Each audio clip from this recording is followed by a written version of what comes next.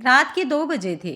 अमर अपने कमरे में बेसुध सोया हुआ था कि तभी दरवाजे पर ठक ठक हुई। ठक ठक की आवाज़ से अमर की नींद खुल गई, लेकिन उसने सोचा कि शायद यह आवाज़ उसके मन का भ्रम है, इसलिए वह करवट बदलकर फिर सो गया। लेकिन कुछ देर बाद फिर ठक ठक की आवाज़ आई। लगता है कोई है, उसने मन ही मन सोचा। फिर उठकर लाइट जलाई और दरवाज़ा खोलने लगा। तभी उसके मन में ख्याल आया कि कहीं बाहर कोई चोर तो नहीं है। यह ख्याल आते ही वह थोड़ा सहम सा गया। फिर उसने धीरे से पूछा, कौन है? मैं हूँ। बाहर से किसी लड़की की मीठी सी आवाज़ आई। अमर ने दरवाज़ा खोल दिया। सामने पारो को खड़ा देखकर वह हैरान होकर बोला, अरे तुम, क्यों, कोई अनहोनी हो गई है क्या? पारो मुस्कुराते हुए बोली। अमर ने देखा कि पारो नारंगी रंग का सलवार सूट पहने हुए थी। दुपट्टा न होने से उसके उभरे अंग दिख रहे थे। पारो की आंखों में एक अनोखी सी मस्ती थी। उसे देखकर अमर को ऐसा लगा जैसे उसके आगे कोई जन्नत की हूर खड़ी हो। तभी पारो कमरे के अंदर आ गई और अमर को अपनी बाहों में भरकर उसके होठों पर अपने होठ टिका दिए। पारो की गरम गरम सांसों के साथ उसके उभरे अंगों की छुअन से अमर को एक अजीब तरह की मस्ती का एहसास होने लगा। वह पारो के आगे बेबस सा हो गया। इससे पहले कि अमर कुछ और करता, उसके मन के किसी कोने से आवाज़ आई कि यह तू क्या कर रहा है?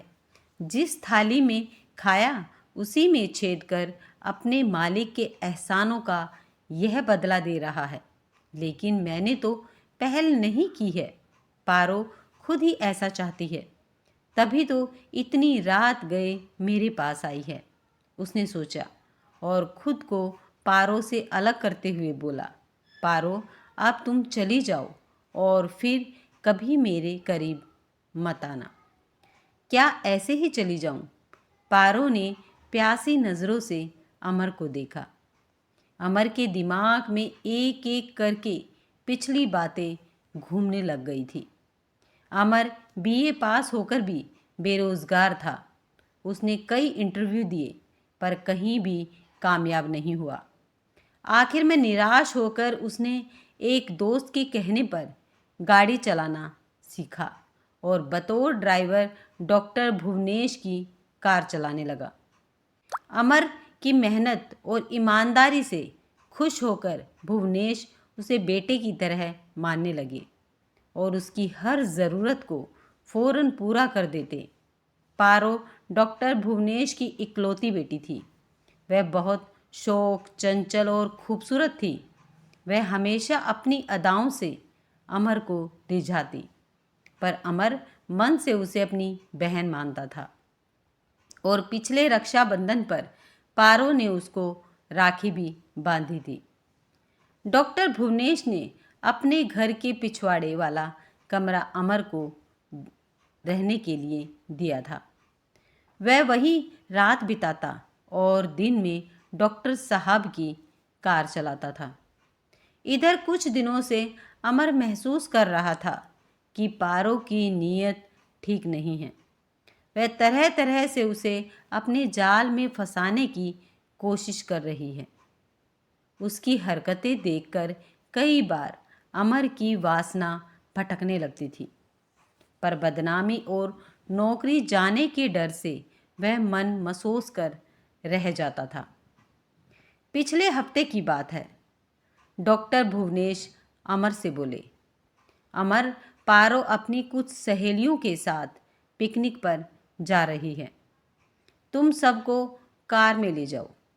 ध्यान रखना किसी को कोई तकलीफ ना हो। जी। अमर ने बस इतना ही कहा। अमर ने कार निकाली तो पारो कार पर सवार हो गई। कार चल पड़ी।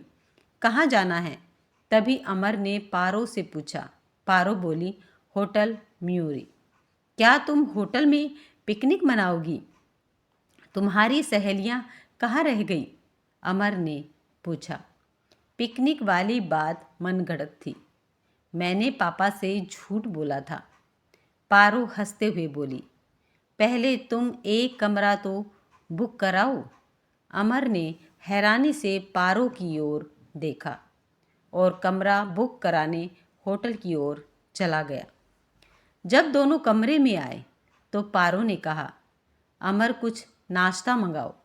थोड़ी देर बाद दोनों नाश्ता कर चुके तो पारो रुमाल से हाथ पोंछते हुए अमर के और करीब खिसक आई और बोली, कुछ बात नहीं करोगे?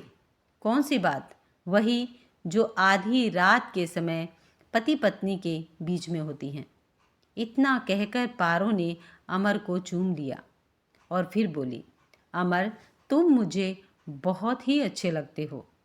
अमर गुस्से में बोला, पारो होश में आओ, एक भले घर की लड़की का इस तरह बहकना ठीक नहीं है। चढ़ती जवानी के नशे में चूर पारो अमर की बात को अनसुना करते हुए बोली, मैं एक अरसे से इस मौके की तलाश में थी। क्या मेरे कपड़े नहीं उतारोगी? कहकर पारो ने अमर को अपनी बाहों में भींच लिया। अमर खुद पर काबू रखते हुए बोला, पारो इतना भी मत बहको कि मैं तो तुम्हें अपनी बहन मानता हूँ। याद है पिछले साल तुमने मुझे राखी बांधी थी और फिर तुम्हारे पिता मुझ पर कितना भरोसा करते हैं। क्या मैं उनके भरोसे को तोड़ दूँ? तुम मेरे सगे भाई तो नहीं हो।